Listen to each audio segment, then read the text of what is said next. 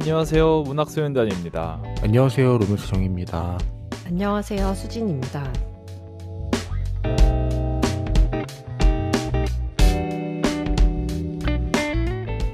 네, 문학소년단 시즌 8 22화가 시작됐습니다. 잘 지내셨나요? 네. 아직도 안 끝났습니다. 끝나기만을 고대하고 있네요. 예. 끝나야지 뭔가 다음 스텝을 이제 진행을 하는데 그게 지금 진도가 안 나가서 답답합니다. 수진 씨는 잘 지내시고요. 그럼요. 네, 그러면 자 이제 책 소개와 작가 소개로 넘어가 보겠습니다. 제목 확인하셨겠죠? 오늘의 책 백희성 작가의 빛이 이끄는 곳으로입니다.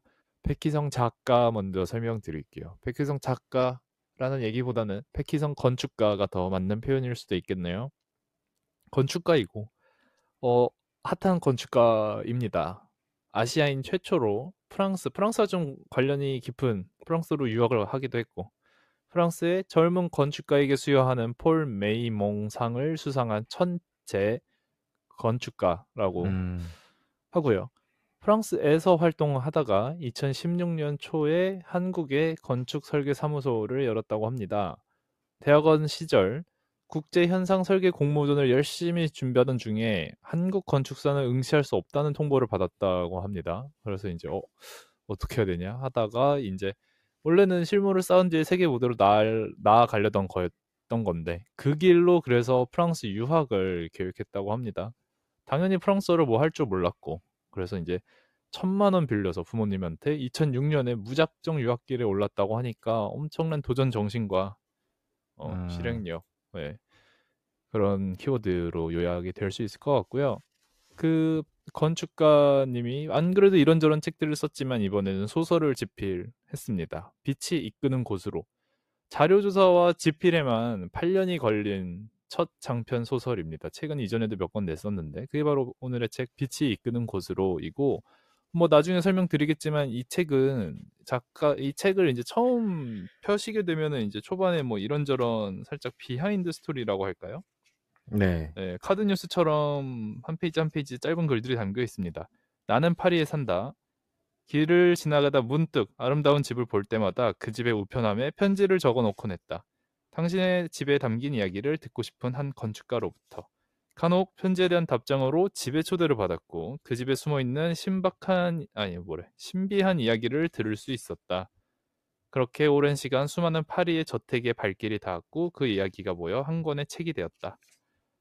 까지 읽으면 이제 그냥 그 파리에 있는 집 그리고 거기에 담긴 에피소드들에 대한 짤막짤막한 이 여러 가지 집에 대한 이야기들이 아닐까 하는데 하나의 단편 소설이고 추리물과 좀 맞닿아 있다라고 표현을 할 수 있을 것 같고요. 그러니까 여러 집의 특징들을 짬뽕해서 이 소설에 다 넣어놨던 거죠. 네. 네. 그리고 또 후술 하겠지만 실제로 이분들은 뭔가 이 건축가의 진심에 이제 감화되어 이렇게 얘기를 하고 자기의 정말 사적인 얘기들을 들려준 거잖아요.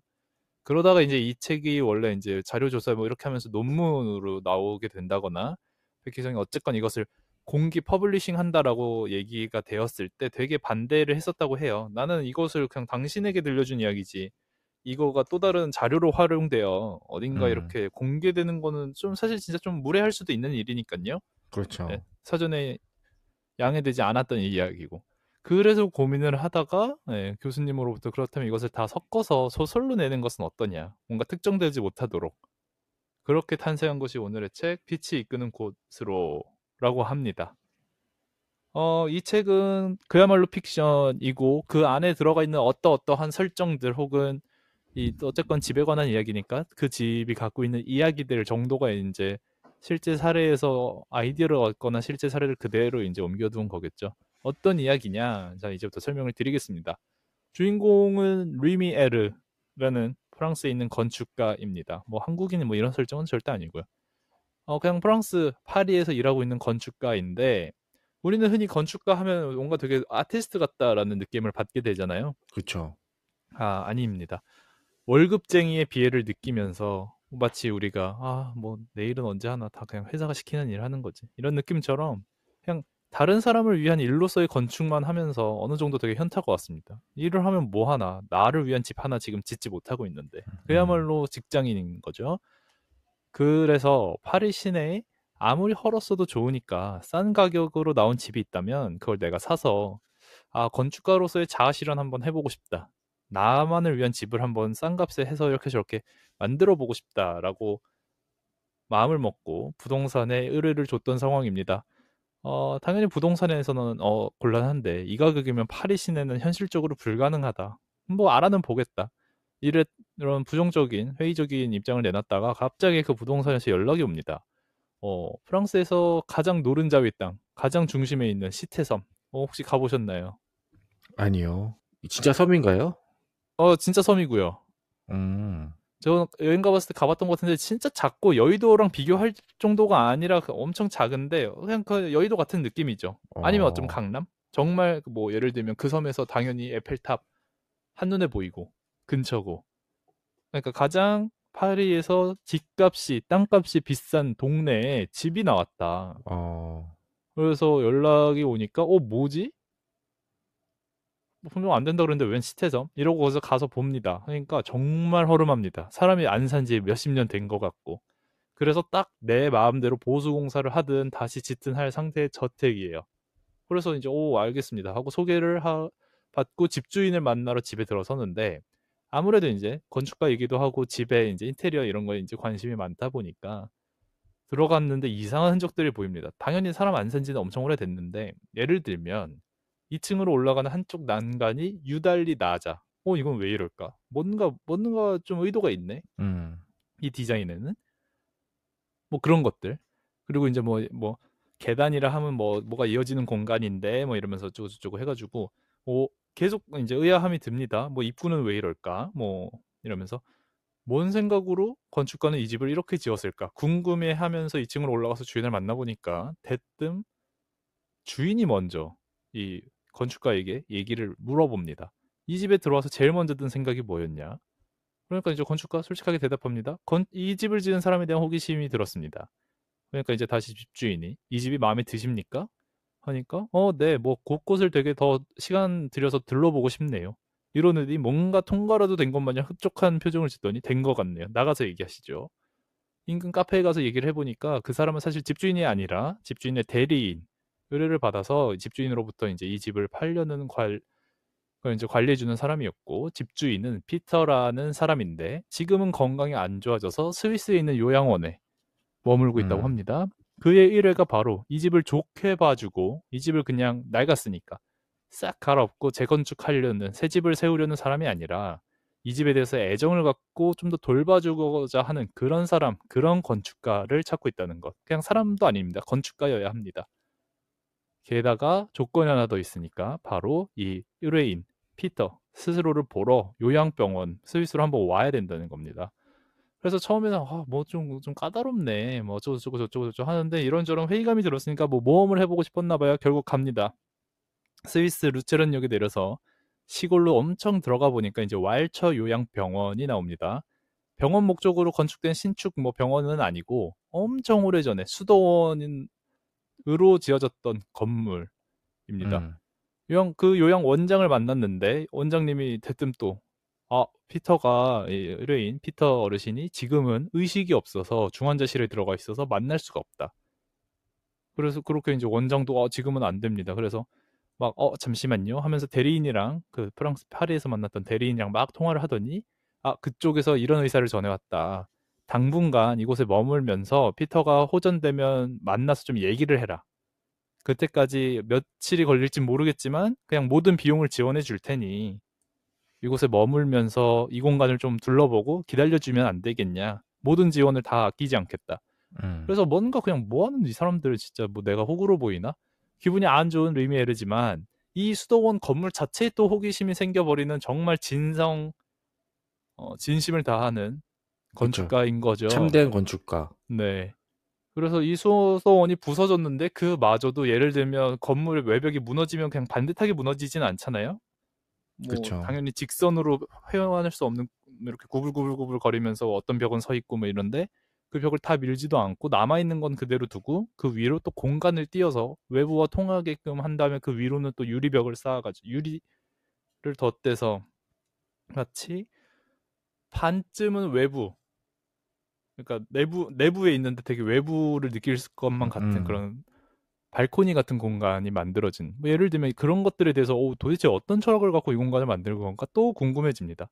그러면서 오케이, 일단 머물겠습니다. 이날이 4월 14일인데 그 다음날 아침에 일어나서 이 공간을 또 둘러보다 보니까 예를 들면 뭐 엄청 좁은 벽이 있어서 뭐지 하고 몸을 우겨 넣다 보니까 가다간 결국 막혀서 몸이 이제 압박이 되면서 죽을 위기에도 처하고, 알고 보니 사실 그건 사람이 다니는 길이 아니라 바람이 오고 가는 바람길이었다.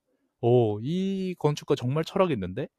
이러면서 정말 이 건물에 대해서 호기심이 생기는 거죠. 그러면서 이제 요양 원장에게 물어보니까 이 집의 이름이 4월 15일의 비밀이라는 겁니다.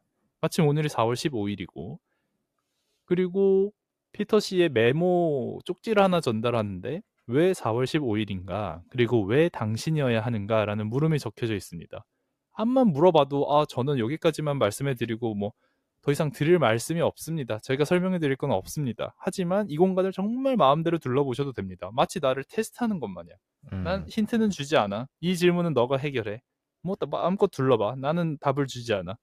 이 태도가 좀 오만하기도 했지만 계속 이렇게 둘러보다 보니까 호기심이 들면서 이 공간에 대한 미스터리를 풀어야 되고, 왜 하필 자신이 지목됐는지를 풀어야 되고, 피터에게는 어떤 사정이 있었는지를 파헤쳐 나가는 어느 정도 개인사가 담긴 좀 촉촉한 가족 스토리의 정서를 갖고 있는 방탈출 장르, 이렇게 보시면 될 것 같습니다.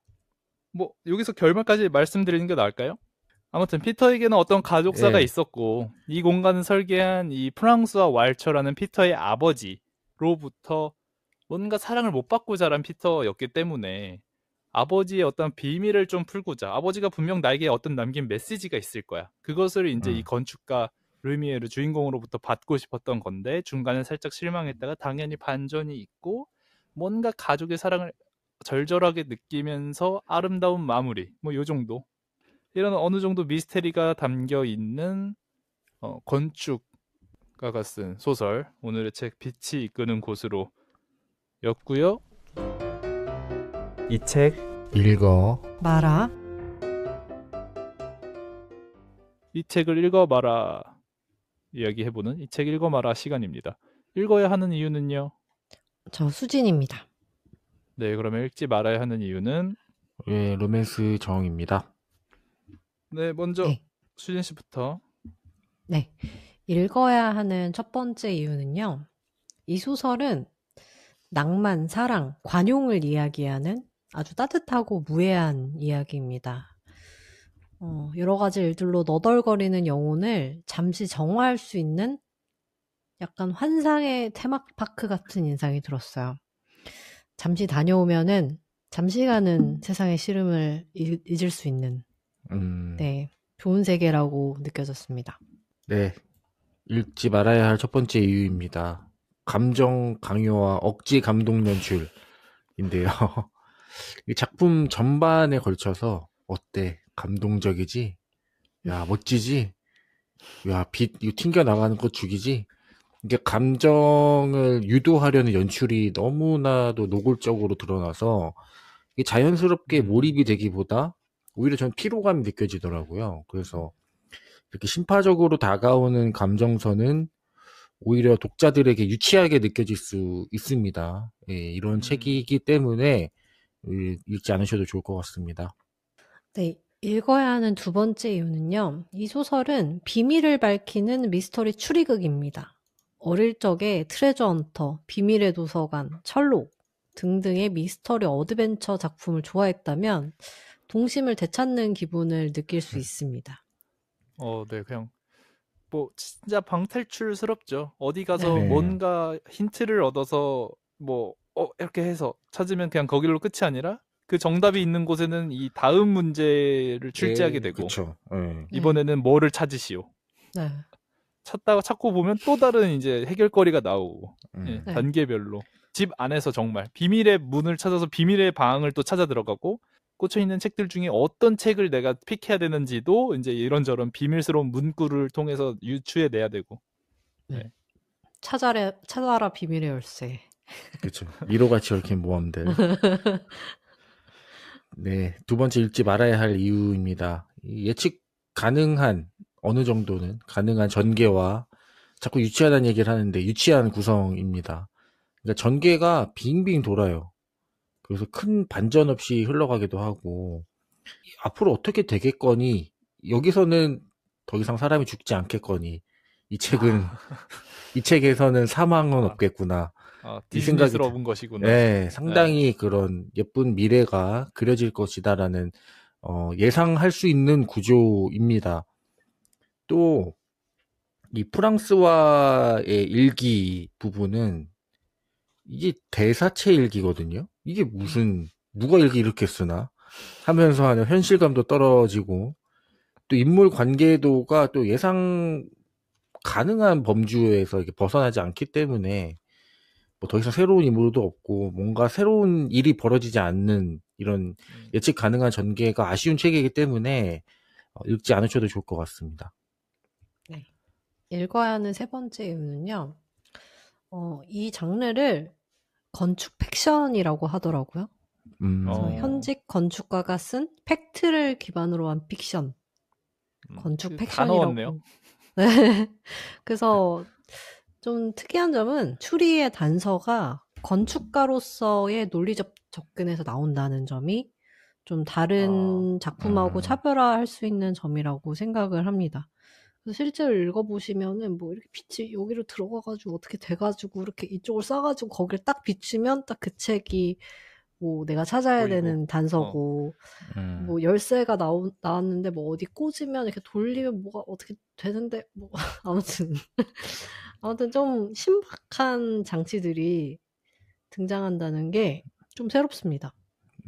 네.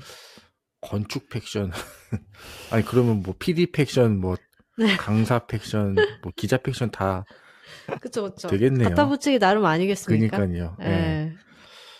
상당히 부정적이네요, 여러분. 좀 그래도 나쁘진 않았는데 자 마지막 세 번째 읽지 말아야 할 이유입니다. 이 책의 띠지가 문제인데 그럼요. 다 읽기 전까지 도저히 멈출 수 없었다. 탁월한 설계, 뛰어난 스토리텔링이 쏟아지는 찬사, 소설의 새로운 판도가 탄생했다. 이렇게 나오는데 안 멈추신 분 계신가요? 그쵸? 네.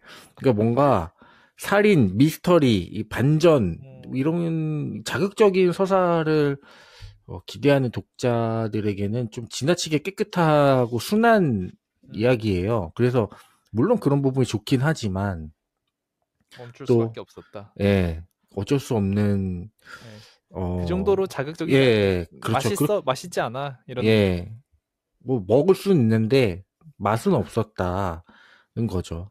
뭐 방탈출 요소 또 공간 묘사는 흥미롭고 훌륭하거든요.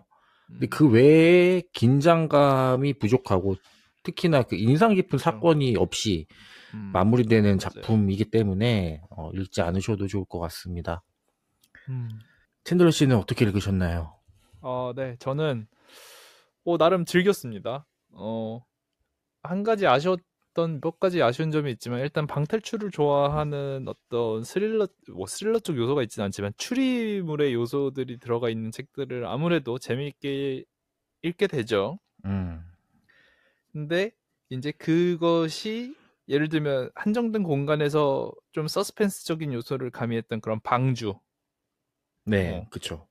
그런 것은 이제 그냥 한정된 공간이고 제가 딱히 상상할 게 없으니까 그냥 잘 그려지죠, 머릿속에. 근데 이 책은 아무래도 좀 거대한 건축물에 대한 이야기고, 몇 층짜리 이제 요양병원이고, 그곳이 어떻게 생겼는지 건축가답게 아주 자세하게 묘사를 해줍니다. 그림을 그려서, 그쵸. 건축가답게 도면까지 그려서 이 공간에 대해서 대략적으로 독자들이 이해할 수 있게는 해주는데, 읽다 보면 안 그래도 저도 궁금했어요. 건축가가 묘사를 한다면, 건축가가 글을 쓴다면 원래 저는 이제 막 그런 어떤 건축물과 혹은 공간에 대한 묘사가 당연히 소설에 나올 수밖에 없는데 그 부분에 좀 취약하거든요. 그 공간 아무리 읽어도 이 공간이 제 머릿속에 생생히 그려지지는 않아요. 그러다 보니까 혹시 건축가가 쓴 글이라면 나를 좀 더 상상을 하게 쉽게끔 해주려나? 라는 기대를 하긴 했는데 그 부분은 이루어지지 않았다. 뭐 복잡하잖아요. 막 빛이 어디로 들어와서 어디를 비췄다가 어쩍 하면은 이제 책상 위로 테이블 위로 빛이 쫙 하면서 이제 뭐 아름다운 빛이 사방으로 퍼지면서 그 부분이 그냥 정말 또 어렴풋하게 그려질 뿐 이 작가의 머릿속에 있는 것이 저에게 확 와닿지는 또 않았던 것 같고 비밀스러운 공간에 대한 뭐 이런 것들도 막 그렇게까지 와닿진 않았으나 그럼에도 불구하고 재미는 있죠. 그냥 뭔가 수수께끼 풀어가면서 철커덕 이 방이 열렸네. 이 방에 들어가 보니까 저 책꽂이가 뭐가 보이네. 이러면서 하나하나씩 뭔가 풀어져 나가는 것은 아무래도 사람들로 하여금 흥미를 유발한다. 뭐 다 읽기 전까지 도저히 멈출 수 없는 정도는 아니었지만 나를 궁금하게 해서 다음 페이지가 궁금하게끔 하기는 그래서 결국 어떻게 되는 건데 이 피터의 아버지 프랑스와 왈츠는 어떤 사람이고 도대체 중간에 나온 뜬금없이 어머니도 아닌데 갑자기 등장하는 이 여인 아나톨 가르니아는 도대체 누군데? 그래 호기심을 흥미를 유발하긴 했다. 근데 그리고 이제 종국에는 마지막에 가서는 정말 그냥 로맨스정이 지적한 대로 조금 유치한 신파식 가족 그냥 그런 애틋함을 자아내는 것일 수도 있겠지만 예를 들면 정말 이건 거죠.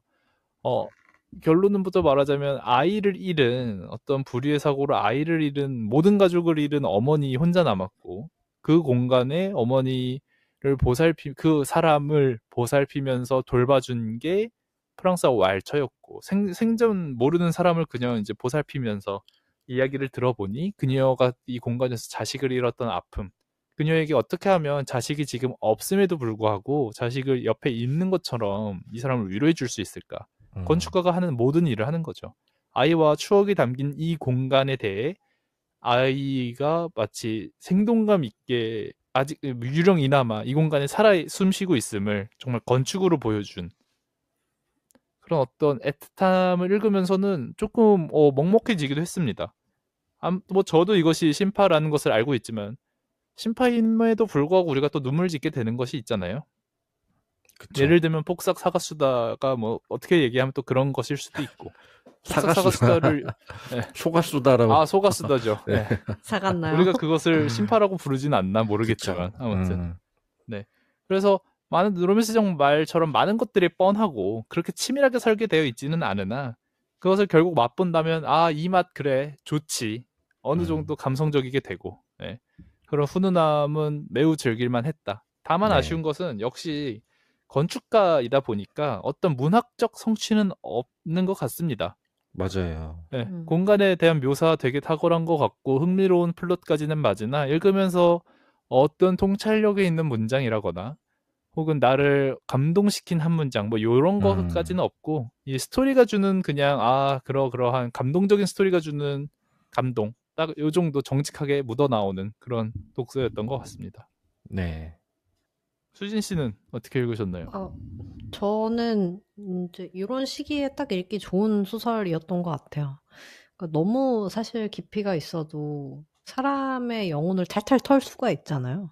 그래서 너무 그렇게 자극적이지 않은 심파, 그리고 적당한 재미, 그리고 낭만적인 이야기와 흥미를 유발하는 어떤 지적 요소, 추리극이라는 거. 그래서 어떤 요소에서도 특별히 빠지는 점은 없었던 것 같고, 굳이 고르자면 말씀하신 것처럼 뭐 문장이 아름답다든지 정말 깊이 사람을 감동시키는 포인트라든지 그런 게 없기는 했지만 세상의 모든 소설이 우리의 영혼을 다 털어야 되는 거는 아니니까 가볍게 가볍게 그냥 뭐 킬링타임 용인데 너무 이렇게 깊은 이야기를 원하지 않는다. 그리고 아름다운 이야기를 그냥 한번 짧게 읽어보고 싶다. 이럴 때는 정말 괜찮은 소설인 것 같고 생각을 해보면 이런 느낌의 작가가 있었던가 싶더라고요. 되게 외국 소설 같은 그런 정치가 묻어나는 이야기였던 것 같아서 저는 좀 괜찮았어요. 사실 안 힘들어서 좋았던 것 같고, 아, 그쵸. 네. 살짝 부담 이지 없이, 리스닝스러운 장르. 네. 음. 그냥, 뭐랄까요? 그냥 그런 느낌이었어요. 그냥 운전하면서 아이브의 레브라트를 듣는 그런 가벼운 마음으로, 아, 레브라트를 듣는 그런 가벼운 마음으로 그냥 흥얼거리면서 이렇게 노래를 듣는 것처럼, 편한 소설이었다. 네. 근데 그만큼 이제 감상은 별로 안 드는 것 같아요. 아, 네. 그냥 흘러가는. 네. 그렇죠. 편하게 읽고 그냥 쉽게 잊혀지고. 네. 막 깊은 생각을 하게 하는 그런 작품은 아니라서 음. 그게 장점이자 단점이 될 수 있을 것 같아요. 음. 네. 로맨스 정님은 어떻게 읽으셨나요? 네, 저는 예쁜 동화와 추리소설의 그 사이를 읽은 느낌이었습니다. 저 역시 잘 읽었고 한데 재미가 그닥 없었습니다. 그러니까 도파민에 절여진 내가 받아들이기에는 좀 시시한 구석이 많았던 책이었습니다. 요즘 그 안국역 오시면 도파민 장난 아니거든요, 거기는. 지금 뭐 그 무엇도 로맨스정의 이 예, 이거를 높아진 역치를 맞아요. 네. 이거를 건드릴 수 없습니다. 심지어 존윅이나 막 이런 막 총 쏘는 거 봐도 아무렇지도 않나요? 좀 시시하네 이 생각이 들긴 하더라고요. 딱 이거는 유튜브 많이 안 본 그 집에서 가정교육 엄하게 받은 초등학생이 읽으면 흥미롭게 읽을 수 있을 듯한 책입니다. 그러니까 다른 거 많이 안 보고 책만 읽은 친구인 거예요. 그래서 이 책을 읽게 되면은 재밌겠다라는 생각이 들었습니다. 아까도 뭐 읽지 말아야 할 이유에서 말씀드렸지만 어때 감동적이지? 어때 건축 쩔지? 어때 이게 비 튕겨나가서 짠짠짠 하는 거 이거 멋있지? 하는 이 감정 강요가 너무 아쉽더라고요. 또 뭔가 각 잡고 설계한 것 같은. 맞아요. 책에서 뭐 제목이 빛이 이끄는 곳으로긴 하지만 이 빛이라는 이 단어가 너무 많이 나와요. 이 사람 뭘 봤나? 뭐 이 생각도 들 정도로 뭐 게시 받았나?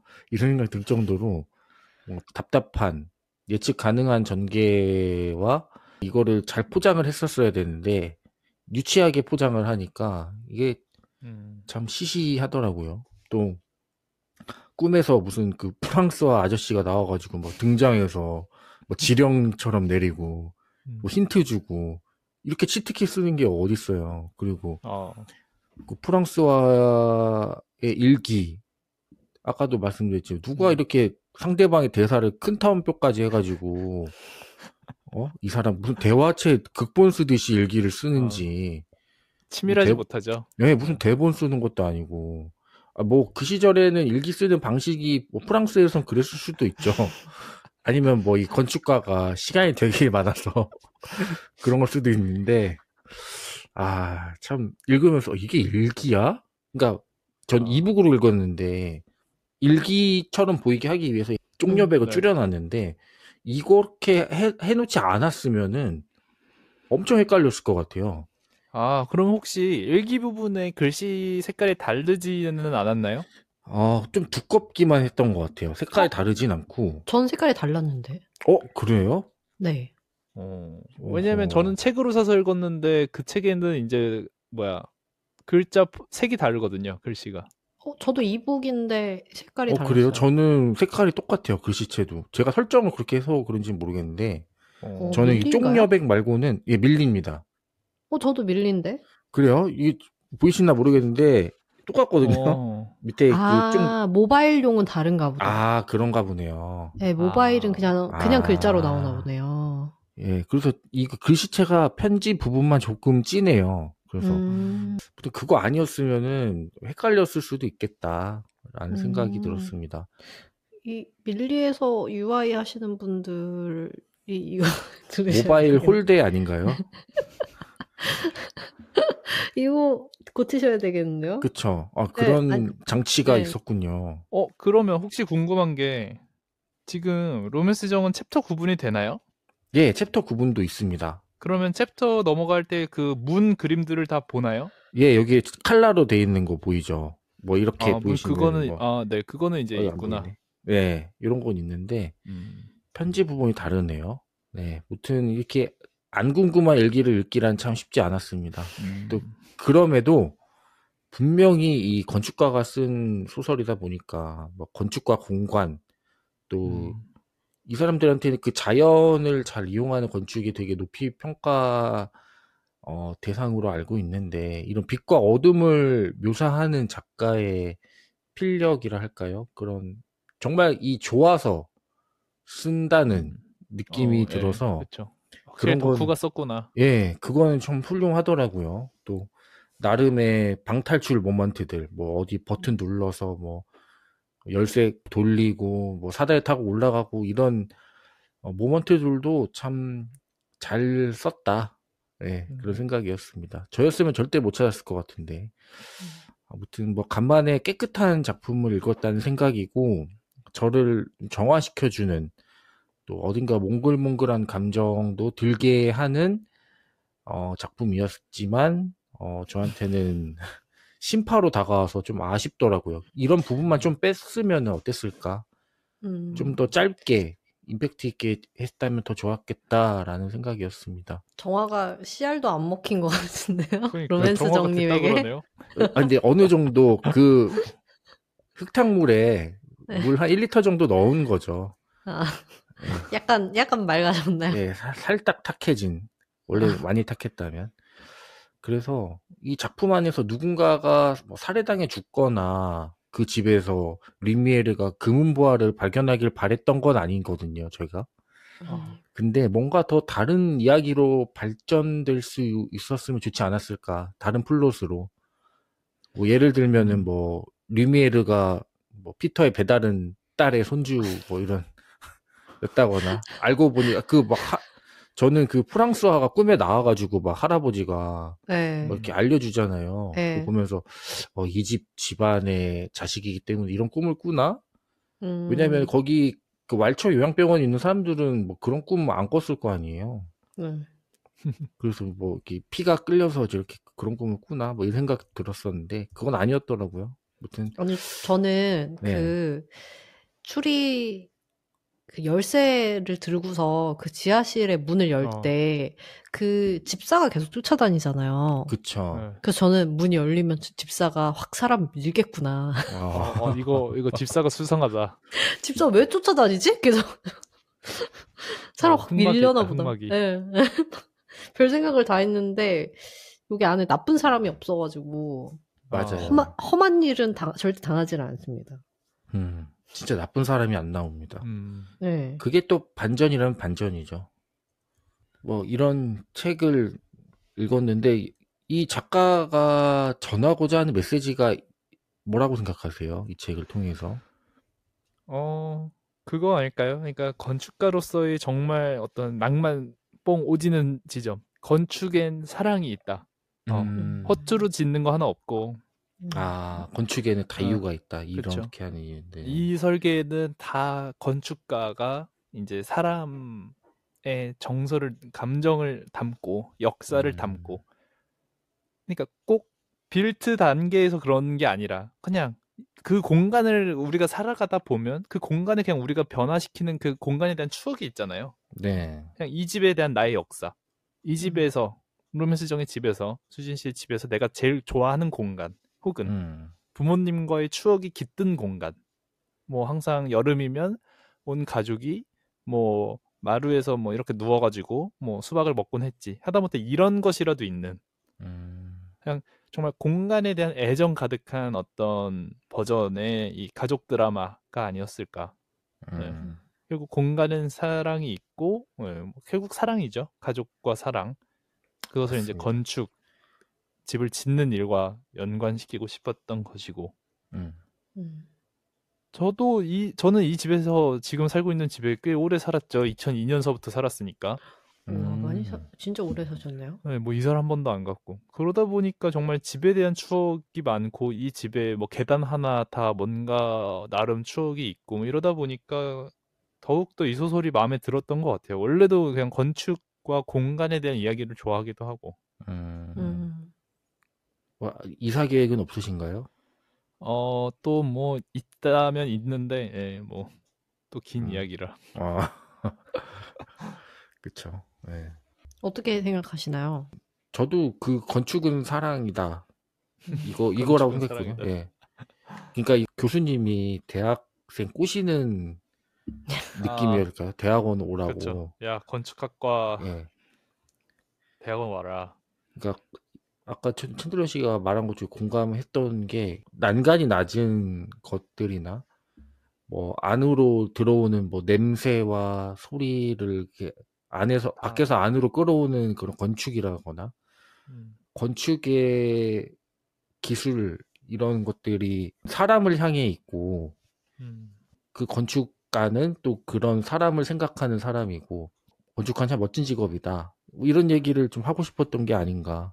그러니까 그렇죠. 건축 확실히 본인 업에 배우세요. 대한 애정도 뿜뿜하시는 분 같아요, 네, 당연히. 예. 맞아요. 저도 비슷하게 느꼈어요.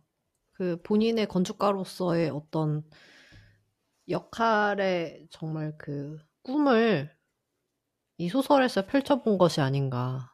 음, 네. 그래서 되게 이 사람은 정말 낭만적이고 착한 사람이겠다.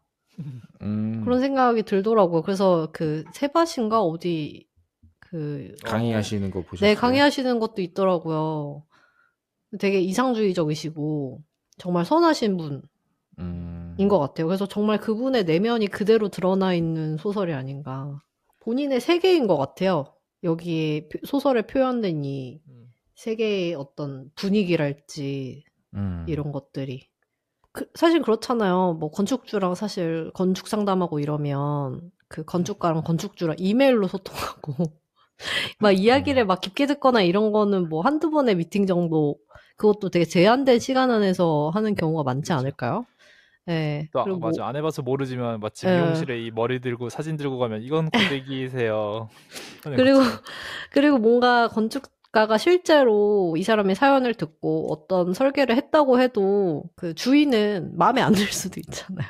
그렇죠. 쓸데없는 요소라고 생각할 수도 있고 음, 정말로 그 의도에 감동받고 정말 이렇게 합이 잘 맞는 경우는 없을 테니까. 그쵸. 그 진가를 알아보는 사람이 필요한 거죠. 예. 사실은 뭐 우리나라에서 전 세계에서 가장 유명한 건축가가 설계한 뭐 성당이다, 건물이다 해서 가봐도 전체적인 의도는 알지만 이용하기는 좀 불편하지 않나? 어떤 음, 시선에서 봤을 때는 흉물스럽지 않나? 하는 건물들이 상당히 많잖아요. 맞아요. 예, 뭐 미관 쪽은 훌륭하나 뭐 예. 노인이나 뭐 어린아이들이 왔다 갔다 하기에는 뭐 바닥이 미끄럽다거나 아니면 또 기본적인 난간이나 이런 게 생략되어 있거나 뭐 네. 그런 경우도 많죠. 뭐 물을 활용해가지고 건축을 해서 뭐 그걸 관리하는 데 상당한 품이 든다든지 음, 아, 성당인데 너무 황량해 보인다든지 맞아요. 예. 진짜 판타지인 것 같아요. 네. 이 작가의 낭만에 대해서는 어떻게 생각하시나요? 초반에 나왔던 파리를 지나다니다가 그냥 파리를 걷다가 그냥 집집마다 뭐 아파트면 뭐 그건 또 이상하겠지만 뭐 예를 들면 주택단지다 이러면은 이 집 너무 멋진데 이 집에 대한 이야기를 저한테 들려주시겠습니까? 라고 초인종을 누르진 않고 편지를 남겼던 것. 그러니까 음, 음. 당신 집의 이야기를 좀 들려달라. 당신 집에 얽힌 이야기. 당신 뭐 개개인의 개인 사정 뭐 이런 것보다는 집에 얽힌 이야기를 좀 들려달라. 이런 공간에 대한 남의 공간에 대한 궁금증이 여러분에겐 좀 있는 편인가요? 저는 있습니다. 예. 남의 집 놀러 가면 너는 이 집에서 어디가 제일 좋니? 뭐 이렇게 물어보게 되고. 아, 그렇다기보다는 음. 그냥 이 집은 누구 집일까? 아, 막 지나다니다가 그쵸. 뭐 그런 이 거 아파트 누가 사냐? 예. 그 네. 안국에 그 북촌이랑 연결돼 있거든요. 아, 거기는 진짜 막 진짜 신기한 집들도 많고 예쁜 뭐 한옥 집도 있고 뭐 창경궁 옆에 있는 뭐 큰 저택 그렇죠. 있는데 빈집이고 뭐 이런 데가 있거든요. 뭐 그런 거 보면은 궁금하긴 하죠. 이 집은 대체 누가 언제 어떻게 살다가 버려진 집일까? 음. 뭐 이런 사연이 궁금하긴 하죠. 전 빈집에 대한 궁금증은 있는데 뭐 누가 살고 있는 집에 대한 궁금증은 빈집보단 크지 않은 것 같아요. 아, 그래서 뭐 집들이 가는 건 즐기는 편? 아니면 뭐 아, 불편하게 뭐. 예, 저도 불편하게 좀 밖에서 보는 게 또 그래요. 예, 좋긴 해서. 수진 씨는? 저는 좀 좋아해요. 저는 건물 구경하는 것도 좋아하고 유튜브에서 그런 건축주 인터뷰하는 것도 좀 많이 보는 편이고 뭐 이를테면 최근에 뭐 여의도를 갔었는데 그 여의도 한가운데에 되게 오래된 아파트가 있거든요. 보셨나요? 더현대 앞에. 아, 예, 예. 맞아요. 그쵸. 네, 저는 그 안에 사는 사람들의 기분이 되게 궁금하더라고요. 이름이 뭐였더라? 이름도 좀 옛날 틱했거든요. 제가 봤을 때. 여의도 공작 아파트? 맞아요. 그래서 그런 거 보면서 이런 정말 최신의 빌딩숲 사이에서 그런 옛 정치가 묻어나는 구축 아파트에 사는 거는, 그러니까 단지를 나오는 순간에 갑자기 다른 세계가 되는 거잖아요. 되게 색다른 기분이 들 것 같더라고요. 그리고 예전에는 그게 고층 아파트였을 거고 앞에 한강이 보이고 막 이랬을 텐데 건물이 막 들어서면서 안 보였을 거 아니에요. 그런 느낌이 어땠을까 생각이 들기도 하고. 네. 그리고 또 우리나라가 건물들이 좀 천편일률적인 편이어서 그런 특이한 건물들을 보면은 궁금한 것 같아요. 저도 그 당시에 그렇게 큰 집이면은 대체 일제강점기 때 어떤 역할을 했을까 뭐 이런 생각도 들기도 하고 진짜 안국 그 제동초등학교 쪽에 백인제 가옥이라고 있거든요. 네. 그거 진짜 으리으리하거든요. 그 이완용의 외조카 막가 지은 집이고 그렇습니다. 네. 그 서울에 그 부암동에도 미술관이 있잖아요. 네. 거기에 그 석파정이라고 있는 거 아세요? 예, 그쵸. 그 석파정도 되게 스토리가 길잖아요. 그거를 흥선대원군이 너무 탐이 나서 누군가의 별장이었는데 뺏었고 그런 내용들이 남아있잖아요. 그래서 되게 오래된 주택을 보면은 진짜 말씀하신 것처럼 정말 이야기가 얽혀있는 경우가 정말 많은 것 같아요. 맞아. 저 얼마 전에 어디냐? 그 서순례길? 그쪽 좋죠. 네, 거기 무슨 되게 고택을 개조한 카페에 갔다가 대들보, 진짜 완전 한옥이죠? 한옥 대들보에 막 한자로 뭐가 잔뜩 써져 있는 거예요. 그래서 막 번역해가면서 읽어보니까 뭐 예를 들면 이게 이 건물을 지은 날, 뭐 사람 이름 이런 게 써져 있더라고요. 그런 에피소드, 그냥 그런 것들 보면 진짜 흥미가 돋고, 저는 공간에 대한 호기심이 좀 있는 편이라서 집들이 전 되게 좋아합니다. 너 집 이렇게 생겼어? 넌 이 공간에서 어디 있는 게 제일 좋냐? 내가 이 집에서 한 일주일 산다 그러면 나는 어떨까? 이런 이야기, 이런 일들. 네. 좀 어이없는 얘기긴 하지만 방탈출 잘 하세요? 해본 적 있으세요, 방탈출? 저는 방탈출을 안 해봤습니다. 한 번도? 네. 잘하실 것 같아요, 근데 깜깜한데 들어가기가 싫어서 겁이 많아서. 안 깜깜한 버전도 있긴 한데 그냥 좁은 그래요? 공간이 싫으신 건가? 아니면? 네, 그 답답한, 근데 이게 내가 나가고 싶을 때 나갈 수가 없다는 그런 컨셉인 거잖아요. 그쵸. 탈출을 해야 된다는 컨셉이니까 약간 거부감이 있는 것 같아요. 어딘가에 개구멍을 하나 만들어준다면은 마음을 놓고 할 수 있을 것 같은데 갇혔다는 그거 주는 그 사실이 주는 압박감이 있는 것 같습니다. 약간 생각만 해도 좀 별로. 근데 방탈출이 대체적으로 그 이과적인 모먼트를 요구하는 부분들이 꽤 있어서 그렇죠. 문과보다는 이과가 만드는 곳이 공간이죠. 언제 한번 마음을 굳게 먹고 한번 가보시죠. 가보겠습니다. 네. 되게 몸을 쓰는 곳이 있고 머리를 쓰는 곳이 있고 또 마다 다 다르니까. 챈들러 씨는 잘하시나요? 그냥 수행 능력 자체는 한 저 중간 이상은 간다 싶고, 이것을 알게 된 거는 그래도 모르겠습니다. 근 한 4년 동안은 안 갔지만 그 전에 한창 유행 돌 때는 친구들이랑 종종 갔었던 것 같아요. 자주는 절대 아닌데 또 뜻맞는 사람들끼리 있으면 그냥 오케이 한번 가자 해서 가면 그냥 그 퍼즐 푸는 걸 되게 즐겼던 것도 같고. 그 금액적으로도 좀 부담이 되니까 생각보다 그쵸. 예. 비싸더라고요. 자주 예. 가지는 못하죠. 아무래도. 그쵸. 로맨스정 가본 적 있나요? 한 번인데 저는 그 첫 번째 또 못 풀어가지고 전화 찬스 3번 쓰고 시간 돼서 나왔거든요. 그 뒤로는 절대 안 갑니다. 안 돼도 이거 막 그 있잖아요. 아 이거 개억지네. 이거 어떻게 알아? 그쵸. 이게 좀 개연성 있게 있어야 되는. 이게 억가라고 개억진데? 느껴지면 안 되죠. 뭐야 이거 어떻게 하라고? 네, 근데 그렇게 받아들이는 순간 이제 다 게임이 노잼이 되는 건데. 그렇죠. 그럴 것 같아요. 그거야말로 설계됐다. 네, 근데 제가 이거니까. 그거를 못 받아들이고 있더라고요, 제가. 근데 요즘에 가보면 다시 모르겠어요. 요즘에는 뭐 산업이 자체가 커져서 엄청 디테일하다 하더라고요. 꽤 이유도 있고. 그렇죠. 가면 갈수록 발전할 영역이니까. 매니아층도 두껍고요. 예. 그리고 만약에 이렇게 파리의 시태섬에 있는 자택처럼 이상한 방치된 조건이 구축, 붙은. 예, 그런 구축 아파트를 준다. 대신에 어떤 퀴즈를 풀어야 된다. 이러면은 좀 제안이 온다면 응하실 건가요?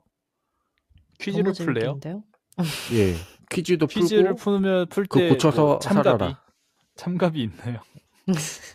그러니까 뭐 갑자기 대뜸 저기 어디 뭐 하와이 어디로 와라. 하와이 가는 비행기표 공짜인가요? 그쵸. 여기도 다 이제 대준 것처럼. 그쵸. 너무 이 좋은데요? 소설대로라면. 예. 너무 좋은데? 근데 예를 들면 하와이가 아니라 막 저쪽 뭐 완전 인적 드문 어떤 섬으로 와라. 알 수 없는 막 무인도. 배편은 따로 없는데 내가 선장하는 섭외에 나서 너는 이 섬으로 들어올 수 있다. 이러면 이제 좀 꾸리꾸리해지죠. 위험해지죠. 그쵸. 위험할 것 같아요. 라이브 키고 가야 되지 않을까요? 사실 이 소설에서도 대충 시작 자체는 좀 그렇게 꾸리꾸리합니다. 일단 도착해서 너무 그냥 애초에 차편 자체는 없고 걸어서 올라갈 만한 거리는 아니고 그 요양원에 빵을 대주는 사람이 장수가 트럭 운전사가 그럼 내가 데려다 주겠습니다 하고 그 공간에서 이제 뭐 피터 씨를 내가 볼 수 없다고요? 내일까지 기다리라고요? 이 대화를 하고 있는 와중에 빵 아저씨는 그냥 자기 트럭 타고 내려가 버리고 그래서 그냥 협상 결렬 저도 내려갈 겁니다. 그냥 갈랍니다. 뭐 안 됐네요. 하니까 가실 수 없습니다. 뭐 누가 칼 들고 협박한 건 아니지만 상황이 지금 내려가는 길은 사람으로 그냥 사람의 걸음으로 가기에는 엄청 위험하고 그쵸. 뭐 4시간 걸린다 뭐 이런 네. 얘기도 하고. 4시간 걸려서 가면 아마 막차는 끊겨 있을 겁니다. 그냥 오늘은 여기서 주무시죠. 외딴 곳에서. 그러면 좀 무섭죠, 사실. 불길한 맞아요. 딱 그 예감이 드는. 그리고 만나러 온 그 집주인은 만나주지도 않고. 그치. 오늘 안 됩니다. 그리고 되게 괴팍하대. 요즘에 그 로맨스정님의 요즘의 어떤 공격력이라면은 네. 무슨 이상한 상황이 와도 이기실 수 있을 것 같은데요. 화가 오냐 덤벼라. 네, 혀가 관자놀이까지 항상 올라와 있는 상태신 것 같으니까. 그렇죠. 근데 그게 좀 내면의 화라 이게 밖으로 분출되지는 않거든요. 속으로 막 머릿속으로 막 냄비가 끓지 막 이게 어떤 물리력으로 행하기까지는 상당히 어려움이 있기 때문에 많은 장치들도 있고 하기 때문에 어렵긴 한데 저는 응하진 않을 것 같아요. 저도. 그리고 혹시 주택 취향이세요? 아니면 아파트 취향이세요? 아니면 주거 공간에 대한 선호가 있으신가요? 두 분은? 어떠세요, 로맨스정님은? 저는 무조건 아파트. 네. 주택은 뭐 물론 나이 들어서는 한번 살아보고 싶긴 한데 뭐 다 내가 손으로 다 해야 되잖아요. 뭐 일단 뭐 물부터 뭐 되게 잔디 정말 관리를 해야 안 그쵸. 하면 이제 때마다 잔디 깎아줘야 되고 나무 정비해야 되고 그쵸. 뭐 고장 나면은 내 선에서 처리를 해야 되는 거고 전기 뭐 이런 게 아닌 이상 그런 것들이 아직까지는 너무 좀 부담스럽기도 하고 잘 못하기도 해서 그런지 누가 해주는 게 좋더라고요, 아파트처럼. 네. 그쵸. 아파트는 이제 우리 집 안에서 일어나는 일들만 책임을 지면 되니까. 그쵸. 예. 예. 근데 진짜 주택은 정말 상상할 수 없는 일들이 많이 벌어지니까 막 두더지가 마당을 파기도 하고 그쵸. 뭐 천장에 물이 새질 않나? 뭐 겨울에 별일이 동파도 예. 많이 되고. 뭐 이웃 아저씨랑 싸워서 뭐 나무가 잘리거나 그쵸. 그쵸. 여러 가지 일이 있기 때문에 감당이 어려운 것 같아요. 그리고 일단 현금으로 변환하기가 어렵고 네, 팔리는 게 어려우니까. 그렇다면 수진 씨도 아파트가 저도 아파트가 좋죠. 편하고. 네. 주택에 살아보신 적은 있으세요? 주택에 살아본 적이 있어요. 어릴 비교해봤을 때. 근데 그때도 제가 어릴 때인데 학교를 갔다 왔는데 마당에 모르는 사람이 들어있는 거예요. 어머. 그래서 진짜 놀란 적이 있거든요. 그냥 누구였죠? 들어왔 뒷문으로 해가지고 모르는 아저씨인데 그래서 저희 엄마 아빠가 헐레벌떡 오셨거든요. 근데 막 나가는데 막 그냥 뭐 들어와봤다 뭐 안에 그냥 블루베리 나무가 있었거든요. 블루베리도 있고 그래서 그냥 마당에 이쁜 거 걷길래 서로 미친 사람들 아닌가. 그런 별 일이 다 있기 때문에 사실은 좀 무섭죠. 챈들러 씨는 주택 살고 계신데 그쵸. 그래도 아파트에도 사셨잖아요, 어렸을 때. 근데 그건 진짜 옛날이라 사실 기억이 안 나죠. 기억이 잘 안 2002년 나는군요. 전이니까 뭐 사실 살았던 것 자체가 기억이 나진 않는다. 이건 아니지만 이제 그때 내가 어떠한 편안함을 느꼈고 어떤 점이 불편하다라고 느꼈고는 왜냐하면 저는 그때 아파트 살 때도 1층이었기 때문에 사실상 그 당시만 해도 뭐 지금 같은 이슈가 없었는지 아니면 이웃끼리 잘 지냈는지 층간소음에 대한 사회적인 이 관심도랄까? 이슈가 되는 정도가 적었죠. 그쵸. 맞아요. 그리고 지금은 주택에 살다가 가끔 들어보면은 와 그거는 근데 진짜 사람 죽을 맛이긴 하겠다. 사실상 저는 거의 인생을 살면서 한 번도 아 그래 소음 때문에 스트레스 받거나 아니면 아 밑에서 뭐라고 해가지고 아 조심조심 걸어야지 이런 것에 대해 스트레스를 느껴본 적이 없으니까. 근데 확실히 저보고 저처럼 이렇게 게으른 사람이 이 공간을 다 관리해라. 관리하지 않으면 조금씩 망가지는 집. 그것은 확실히 어렵고. 그쵸. 날 잡고 맨날 뭐 해야 되잖아요. 맞아요. 한국처럼 게다가 이 극한의 계절. 그쵸. 겨울에는 겁나 춥고 여름에는 물폭탄이 쏟아지고. 그쵸. 쉽지는 않죠. 화장실이 겨울에 진짜 춥잖아요. 주택 살면 샤워할 때. 근데 나이가 들면 아파트가 답답하게 느껴지는 순간이 온다고 하더라고요.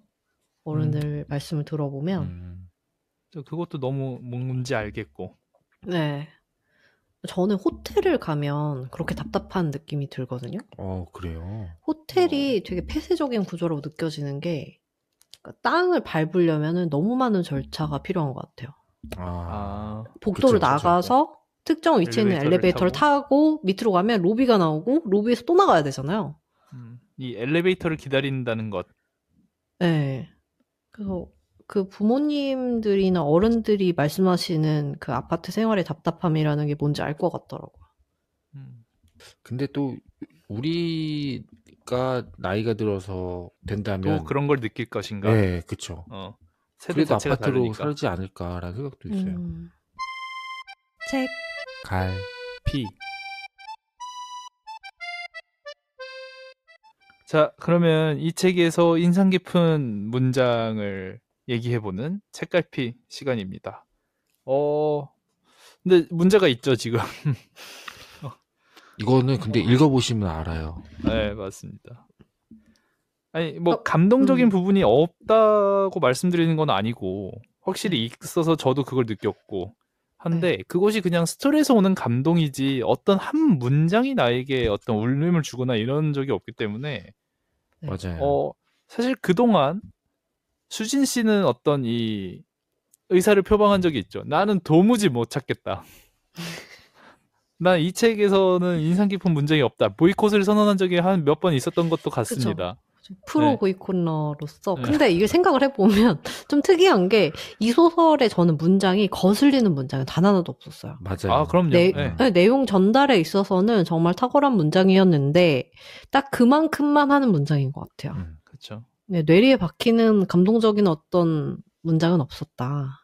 나를 근데- 거슬리게 네. 하지 않으니까 나로 하여금 인상 깊게 기억에 남게 하는 것도 없다. 네, 정말 정보만 전달하고 호로록 없어지는 그런 탁월한 문장인 것 같습니다.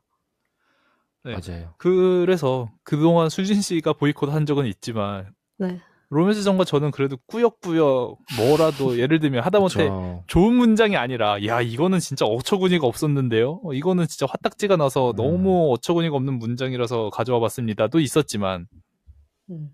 이번에 처음으로 로맨스 정도 무의 상태입니다. 무의 상태. 네, 저도 뭐 못 네. 썼다가 아니라 이건 진짜 그냥 다 평범하다.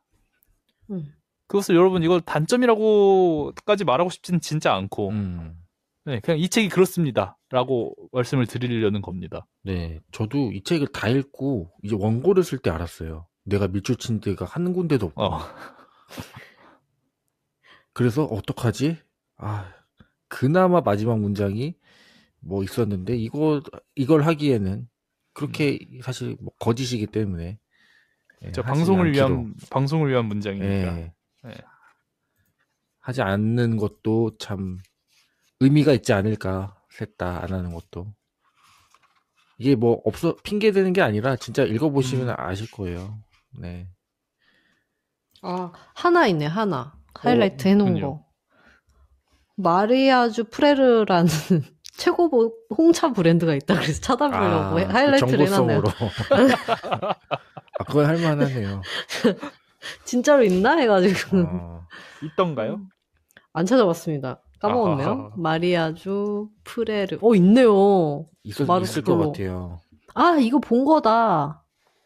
이 검은색 케이스, 틴 케이스에 들어있는 아 그래요? 되게 유명한 홍차 같은데요? 마리아주. 프레르. 마리아주 치니까 바로 나오네. 진짜로 있는 거네요. 차 좋아하시는 분들은 뭐 네. 관심 있으실 수도. 그러네요. 있겠네요. 이분도 차를 좋아하시나 봐요. 이게 나오는 걸 보면 이 작가님도. 네. 그러면 이렇게 정리를 하고 셋 다 보이콧. 뭐 보이콧은 또 그렇고 뭐 찾지 못했다 정도로 네. 이제 발음을 하고 넘어가도록 하겠습니다. 자, 이 책의 별점과 한 줄 평 매겨보면서 이번 시간 마치도록 하겠습니다. 먼저 로맨스 정이요. 네, 로맨스 정입니다. 빛이 이끄는 곳으로 갔더니 그냥 밖이었네. 별점은 5점 만점에 2점입니다. 네.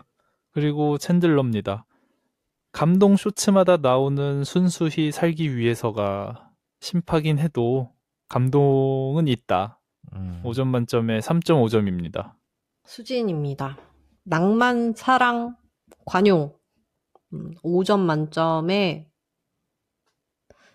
3.4점 하겠습니다. 0.1은 왜? 이 3.5점 주기에는 3.5로 넘어가면은 약간 그런 칭찬의 책들- 영역인 것 같거든요. 그렇죠. 그래서 살짝 거기에도 못 미치는데 그렇다고 혹평을 하기에는 거슬리는 포인트는 없는 것 같아요. 이 책이. 네. 3.4점 되게 와닿네요. 그래서 정말 읽을 거 없으시면은 읽어봐도 손해볼 건 없는 작품인 것 같습니다. 네. 이제 다음 주에는 목록에 없었던 책인데 친애하는 개자식에게라는 책이고 비르지니 데팡트 작가의 책을 한번 읽어보겠습니다. 이 책이 그 르노도상 그리고 부커상 노미네이트 됐고 또 매지시스상 파이널리스트까지 올라갔다고 해요. 이거는 언제 기준인지 모르겠는데 프랑스 문단에 다시 노벨상의 기회가 온다면 그 영광은 데팡트의 몫이다. 라고 공크루상 선정위원장이 그렇게 얘기했다고 하는데 그만큼 뭐 되게 주목받는 작가인 것 같네요. 412쪽짜리고. 요즘에 우연히도 프랑스의 유명 작가들을 많이 다루게 되네요. 네, 그러네요. 저희가 저번부터. 케란갈도 그렇고 아멜리 노통부도 네. 그렇고. 뭐 한번 음. 읽어보도록 하겠습니다. 뭐 예. 어떤 책일지는 저희가 나중에 읽고 나서 말씀드릴게요. 그럼 저희 인사 나누겠습니다. 하나, 둘, 셋. 또 봐요. 봐요.